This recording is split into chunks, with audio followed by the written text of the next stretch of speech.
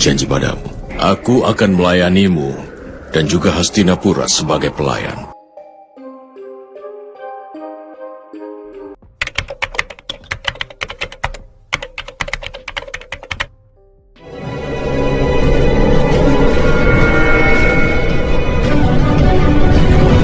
Di episode sebelumnya, Bisma meminta pada Raja agar membebaskan para Pandawa. Namun atas tekanan dari Duryudana, Raja tidak berkata sedikit pun yang menandakan bahwa dia tidak mau membebaskan para Pandawa. Melihat keputusan Raja, Bisma pun marah lalu ia mengambil keputusannya sendiri dengan memberi pilihan agar para prajurit melepaskan Pandawa atau melawan Bisma. Otomatis para prajurit tidak berani melawan Bisma yang agung. Lalu mereka mulai bersujud di hadapan Bisma dan melepaskan para Pandawa. Bisma berkata pada Widura, bahwa saran Widura untuk membagi Hastinapura sudah sangat tepat. Bisma setuju untuk membagi kerajaan Hastinapura demi memisahkan antara Pandawa dengan Kurawa. Bagaimana kelanjutannya? Yuk langsung saja tak usah banyak ngawadul lagi, mari kita mulai pada alur ceritanya.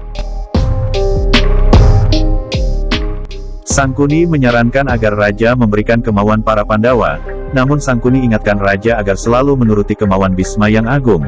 Harapnya adalah di masa depan nanti agar Bisma tak akan bisa lagi menentang Raja dan selalu mematuhinya. Tiba-tiba, datanglah pengawal sambil mengatakan bahwa ada Bisma datang meminta izin untuk masuk ruangan. Raja mengisyaratkan agar Bisma diizinkan masuk, namun Raja masih banyak bengong, sampai akhirnya Sangkuni terus memanggil Raja dan Raja pun sadar lalu turun dari tahtanya dan duduk di lantai. Hal ini ia lakukan untuk pura-pura menyesal di hadapan Bisma atas apa yang telah ia lakukan terhadap para Pandawa.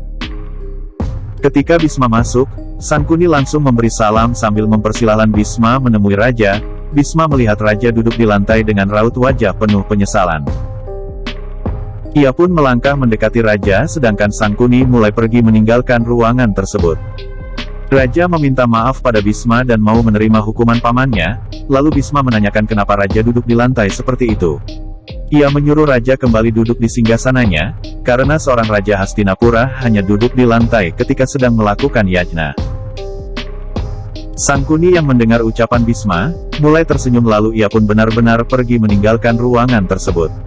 Raja berkata bahwa dirinya bukan lagi seorang Raja di Hastinapura, karena sejak lama hak untuk duduk di singgasana Raja sudahlah hilang. Bisma mengatakan bahwa Drestarastra adalah seorang Raja dan akan begitu untuk waktu yang lama. Bisma berkata bahwa menurut saran dari Widura, maka kerajaan ini haruslah dibagi dua. Bisma meminta agar Raja memberikan separuh kerajaan pada para putra Pandu alias para Pandawa.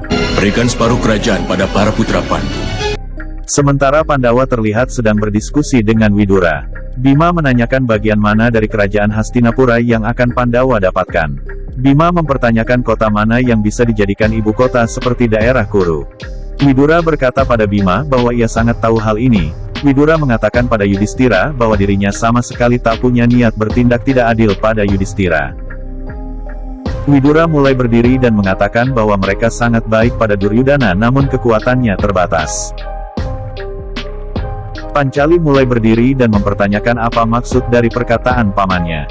Lalu Widura menjawabnya bahwa dalam keadaan seperti ini, kekalahan dari yang memegang keadilan adalah sebuah kegagalan. Kekalahan dari yang memegang keadilan adalah kegagalan.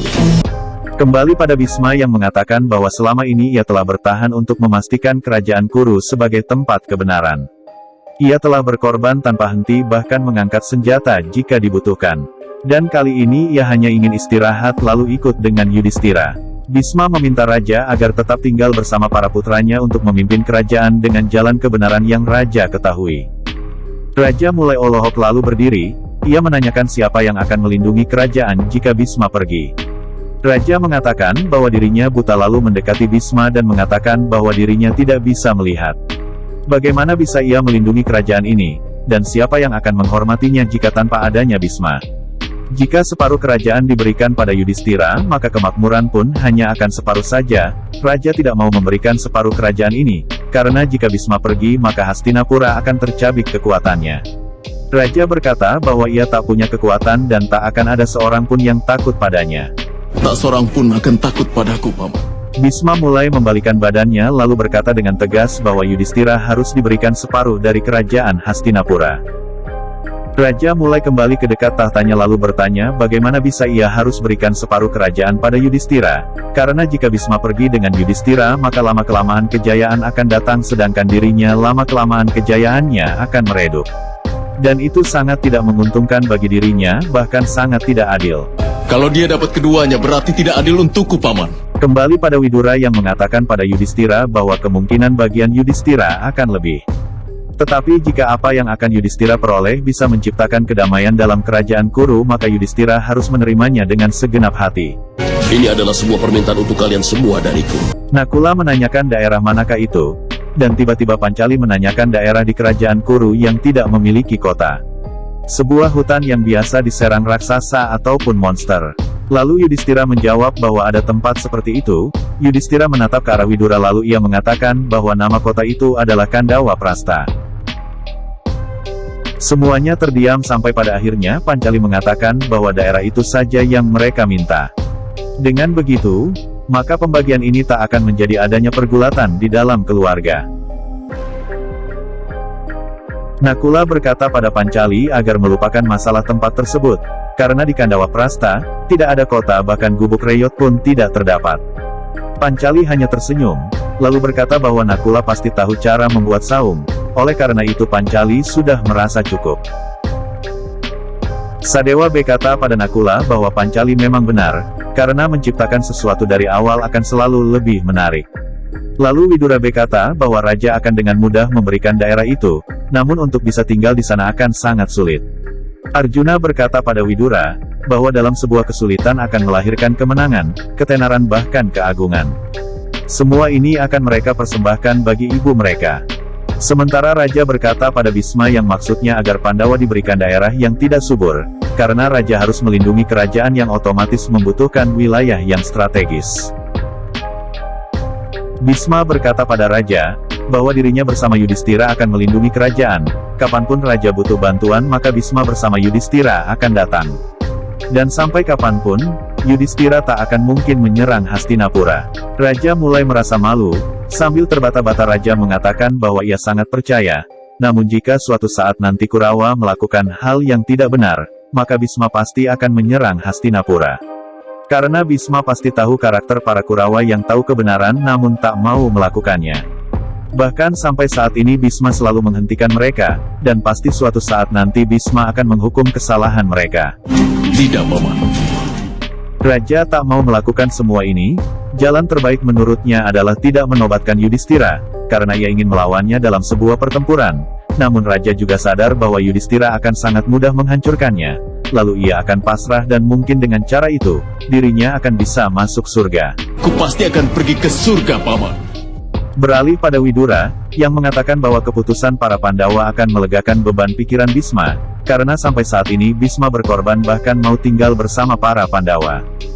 Yudhistira berkata bahwa itu adalah keberuntungan mereka, Widura berkata bahwa itu bukan hanya keberuntungan.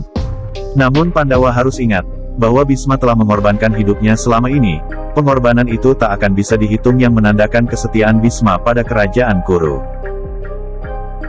Sementara Bisma, meminta agar Raja berkata yang jelas, dan meminta apa yang Raja inginkan. Raja mulai menghapus air matanya. Lalu ia berkata bahwa ia menginginkan Bisma ikut campur dalam urusan Raja bersama anak-anaknya. Raja meminta agar Bisma berjanji dan setelah itu ia akan mau membagi kerajaan ini. Raja meminta Bisma berjanji bahkan ia sampai bertekuk lutut memohon di hadapan Bisma.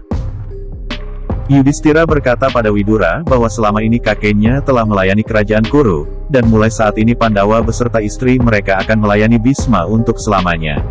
Yudhistira yakin bahwa mulai saat ini, Bisma tak perlu lagi melakukan pengorbanan dalam hidupnya. Raja terus memohon pada Bisma agar mau berjanji, bahkan ia terus meminta maaf agar Bisma mau berjanji. Akhirnya Bisma berkata bahwa Raja sudah kembali meminta pengorbanan pada Bisma, namun sesuai nama yang diberikan ayahnya yaitu Bisma yang identik dengan kebenaran, ia tak akan lelah bahkan hari ini ia akan melakukan pengorbanannya. Ia harus bisa menunjukkan kedalaman jiwanya hari ini. Ia berkata bahwa dirinya harus bisa membuktikan jika Bisma bisa membuat banyak pengorbanan. Karena itulah Bisma berjanji pada Raja, selama Drestarastra masih menjadi raja di Hastinapura, maka Bisma akan selalu melayani Drestarastra juga Hastinapura sebagai pelayannya. Dan Bisma akan menerima semua perintah yang berasal dari Drestarastra. Aku harus bisa menunjukkan kedalaman jiwaku itu hari ini. Raja mulai tersenyum mendengar janji yang Bisma ucapkan. Bagaimana kelanjutannya? Nantikan cerita selanjutnya di episode 120.